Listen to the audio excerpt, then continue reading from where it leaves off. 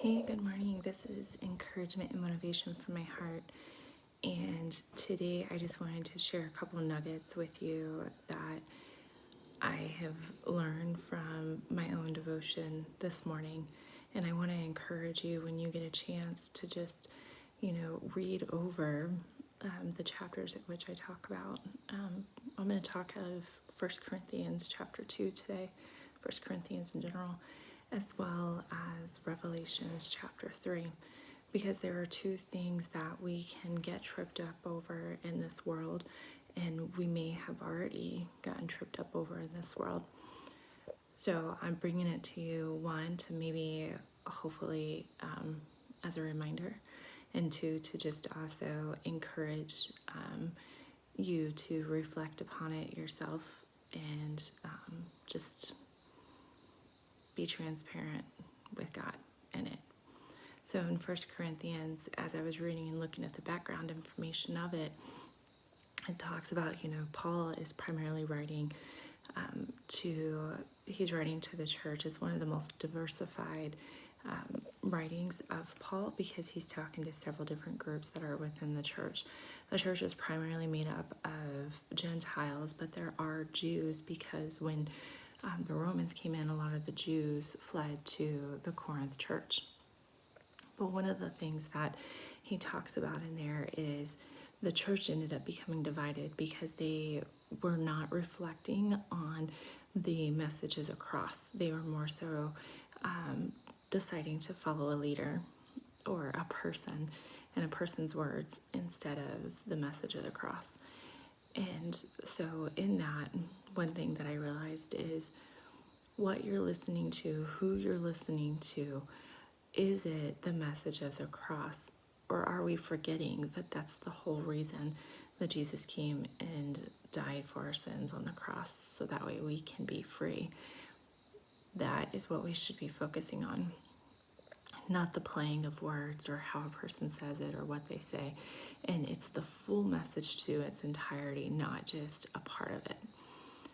So that's one thing. And then the second thing was in Revelations, and he's just talking to the church, and the biggest thing was it's the church of Philadelphia, and he's saying that Jesus is saying he has the key of David, which is a symbol of the kingly authority to open up the door to God in the kingdom of heaven. And to enter the church of Philadelphia is encouraged to continue in patient enduring. So the question that was asked is, what are we currently patiently enduring? So that's a question that I asked for you as well. I had to answer it for myself on here. What am I patiently enduring? The next is when it was talking about Laodicea and the sins of that church in Laodicea. And the sins were that their works were neither hot nor cold. They felt that they were without need. They felt like they didn't need God because they had all the riches and everything that they need in the world. But in realization, as it was reflected in Revelations chapter 3, it said that they didn't realize that they were wretched, pitiful, poor, blind, and naked. So the one thing I know that I want to reflect is, how can I make sure that that doesn't happen in my life? How can I make sure that I don't get to a point to where I don't feel like I need God? And for me, the reflection was every single day, daily invite God into my life. Daily ask God to make my heart transparent, to show it from the inside out. Open my eyes so that way I can see where I may have let my flesh in, and instead of the Spirit of God. And also that may I never forget that I have, because God has given to me. It's the only reason why I've been able to do anything that I've been able to do is because God's given me the strength and He's given me the ability to be able to do it. But everything that we have is because God has given it to us. So I think just daily reminding ourselves of that, I think will continue helping us know that we will always need God.